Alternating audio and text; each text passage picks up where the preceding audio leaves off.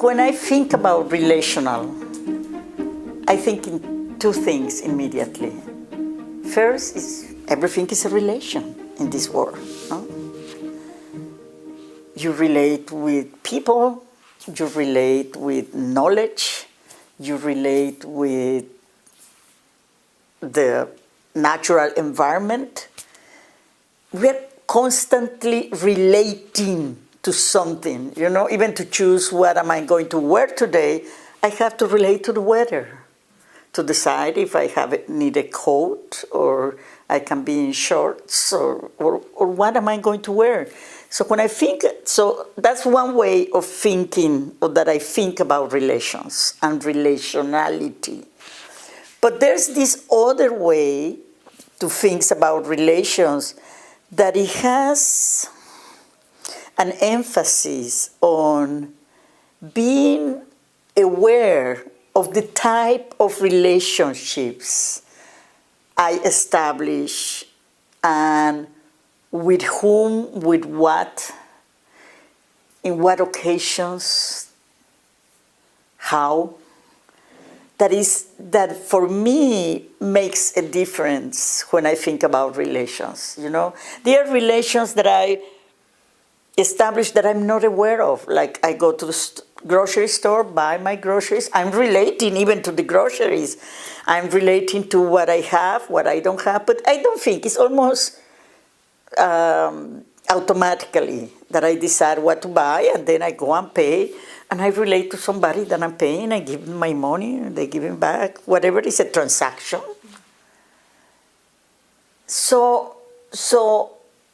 But when I started being aware of relationality from let's call it from a social construction perspective, or from whatever framework of reference I would use, in my case, is more this collaborative, dialogic perspective, then I become more and more aware of what kind of relationships and how do I relate to other people, to my life, to what I eat, to how I dress, or to the people that I, quote unquote, by serendipity, I come in touch with. So for me, thinking about relationality has become, and I don't want to use the word conscious, even if it's the word that comes to my mind, but is aware, I think will be better. I become more and more aware of the intentionality of my relationships. So what is my intention here?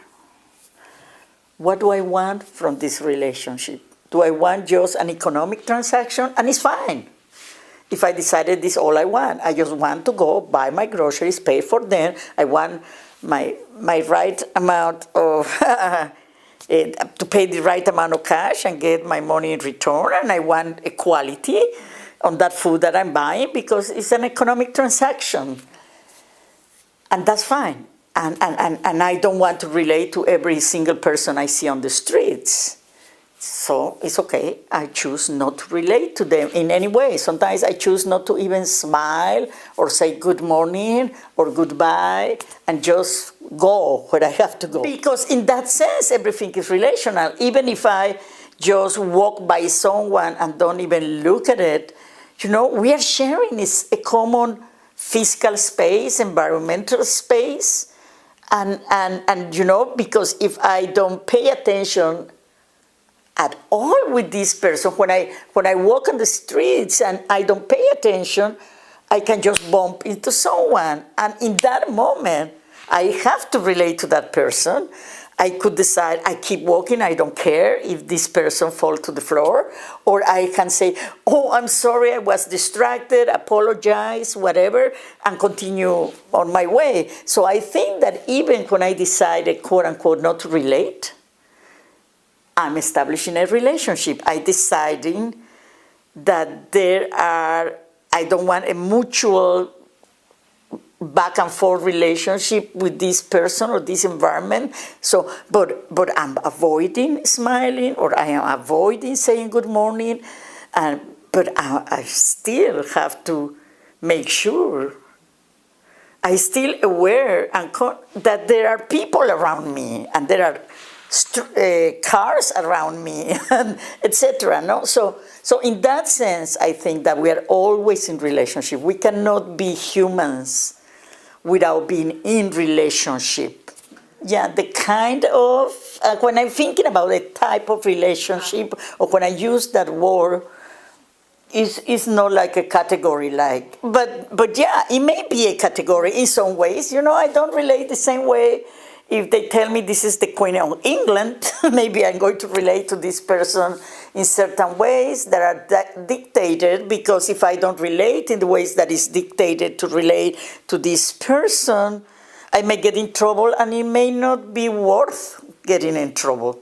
So if there's a police person in front of me, I always treat them in a certain way, because I don't want to get into an adversarial relationship with them, and so being aware of the type and kind of relationships I establish. I think there are kind, there are type, there are ways, and there are, but more than anything is what is the intention for me. For me, the intention is a pretty big word and concept, is because it entails for me about what do I want to get out of this for myself, for the other.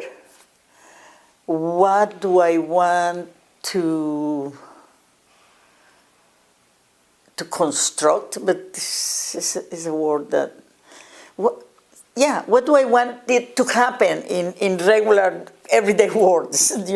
What do I want to happen here as I relate to this or this other person, or this community, or this group of people, or my students when I'm teaching?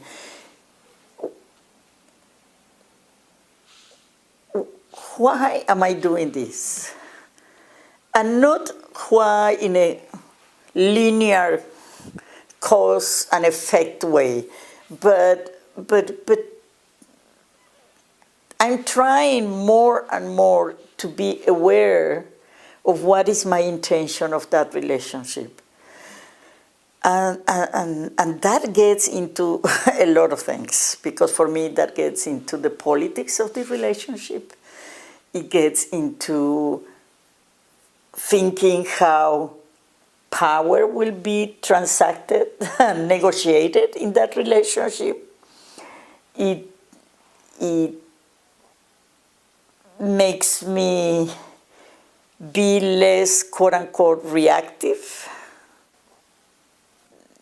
without awareness in that relationship. So, yeah, intention is a big word for me in relationships. But it's, when I talk about power, I really believe that there's not a possibility to run away from power. Many people say, no, I want to establish a relationship where power is not involved. Impossible, at least from my perspective. I think in every single relationship, there's a power transaction. I can give it up. I can exercise it over. I can exercise it with. I can let the other person exercise it over me. But there's always a power transaction for me in every relationship. And for me, that's the political aspect of relationship. And I think that many times and when I talk about we, I'm thinking about the universal we as people, as human beings, and especially some of us who may have a more liberal outlook in life, would like to run away from power. And we think about power always like in a negative way. And for me, power is power, period. How do I use the power or the effects of the exercise of power with or over or under other people, other communities, is what, quote unquote, could be wrong. But not the power in itself. Power is there. It's an energy that gets exchanged and between the people who are relating with each other. It's a kind of energy, it's a kind of, quote unquote, what word I'm looking for? Because it's not just energy, it's also a way almost of dancing together. It's a way of interacting. Maybe it's that word I was thinking about. I was trying to think about. Power is manifested through the way in which we interact with each other.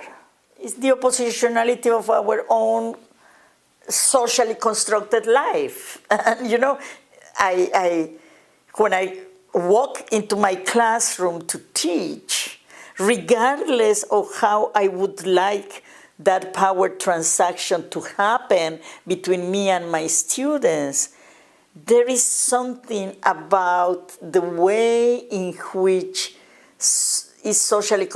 knowledge is socially constructed, the act of learning and teaching is socially constructed, that almost if I don't, there are certain prescribed ways, and almost like when I walk into a classroom, for example, I need to decide how to construct it.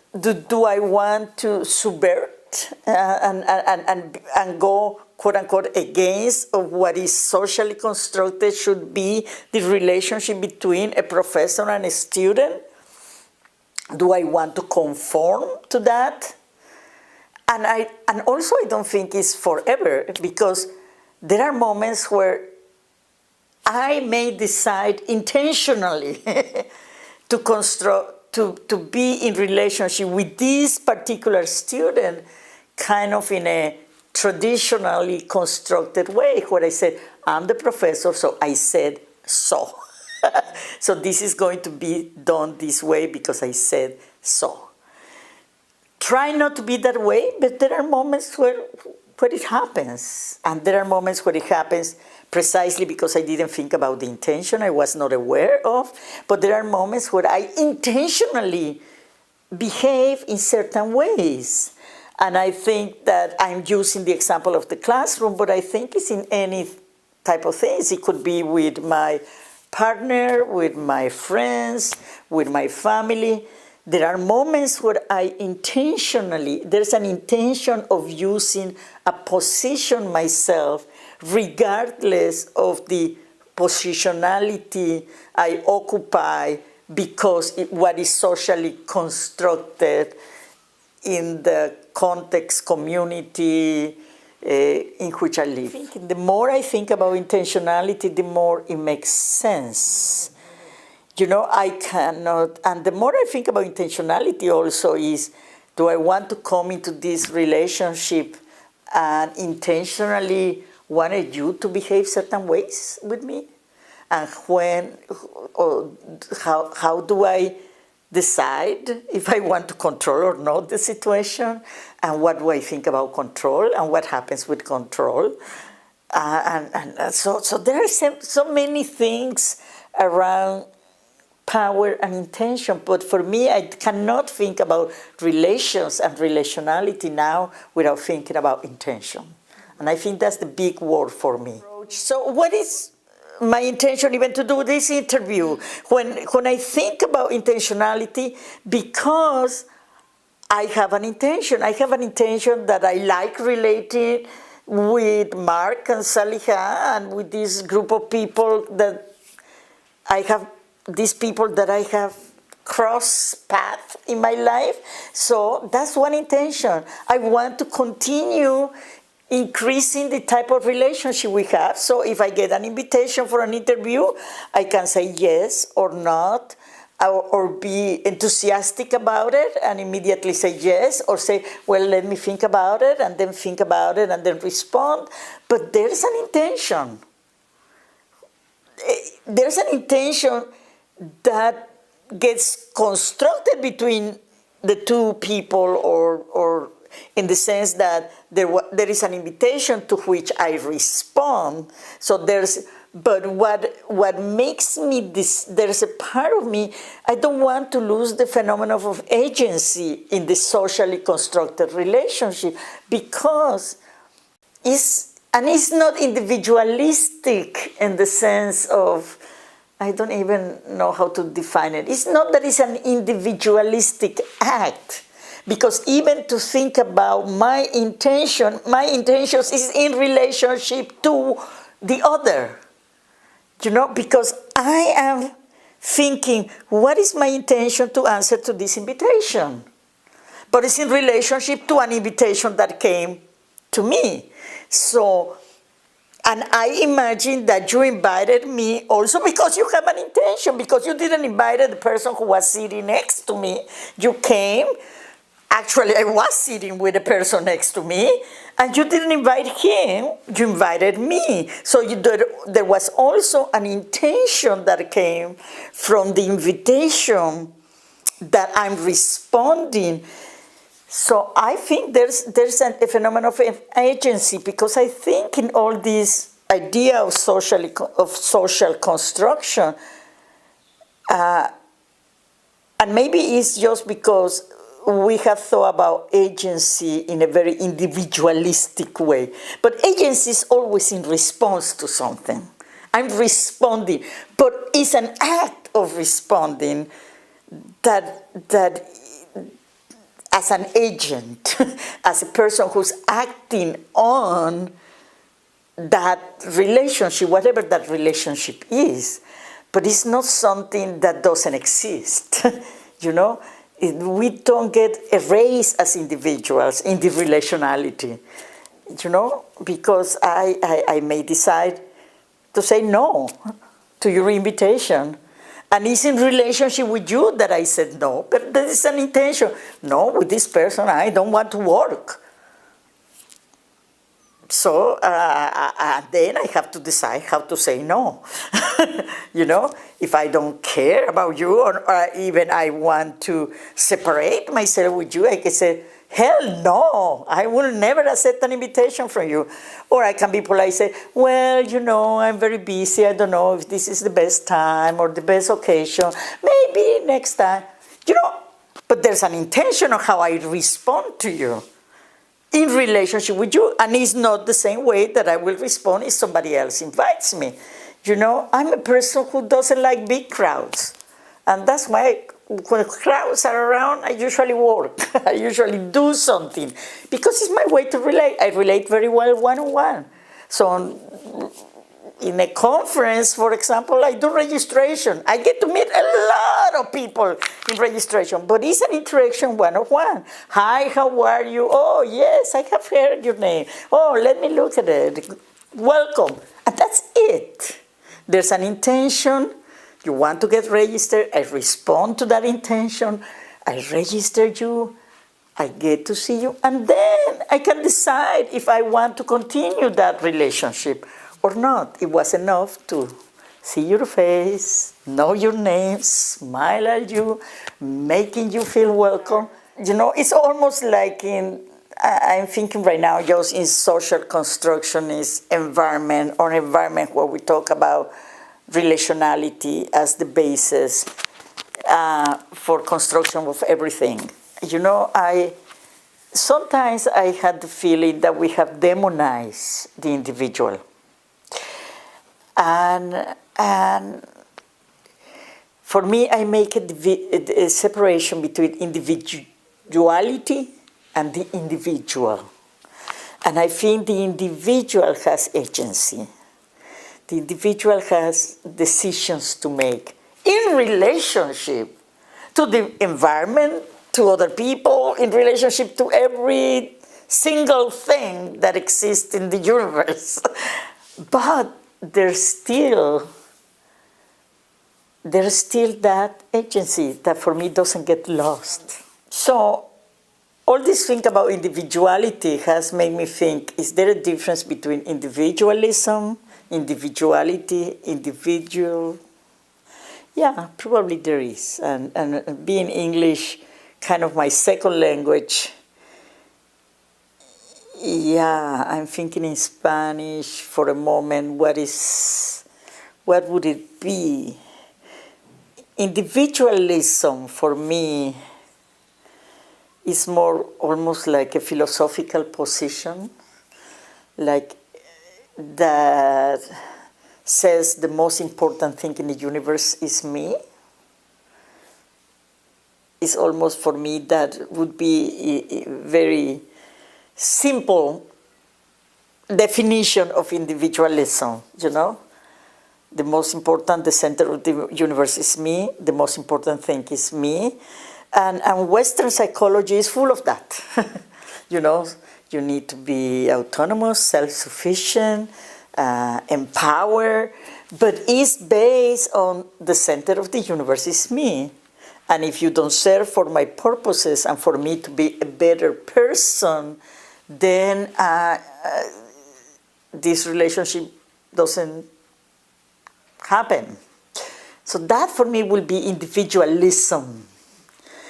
And individuality would be the way in which I choose to manifest who is this being that is relating with others. No? And that's an individual will be the being, you know, that has some physical boundaries, the skin, my I don't know. So I think there's a differentiation between individuality, that is the manifestation of the individual, and individualism, that is a whole other thing that has to do more with really a philosophical position that has influenced the way in which, in general, the Western world lives. You know, when we think, something is coming to my mind right now, that it was just, you know, I remember when I was like 7 years old, I grew up Catholic, and I would go to be prepared to take my first communion. And I remember one of the first questions, you need to learn, because there was no discussion, there was no reflection about it, how many gods there are. And there's just one real God. So that's individualism. That's individualism. The belief that the way in which I believe is the only way to believe, is the only way to act. And why? And the second question that I remember I learned was almost like, what is the purpose of you in this life? Is to serve God and to be the best I can be.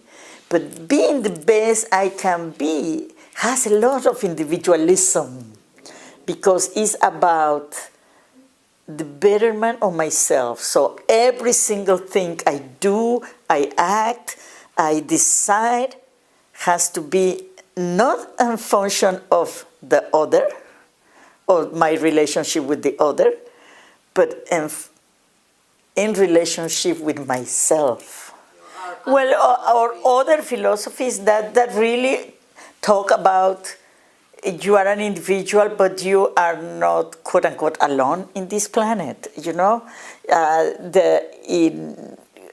remember even when I used to do a lot of diversity issues, you know, we always have this phrase that says, liberation doesn't happen in isolation. I really believe that, you know, for whatever, we can look at it at the political level, or I can look at it at just a way of being. So when I think about individualism and what would be another way of thinking about this would be the collectivity of the community.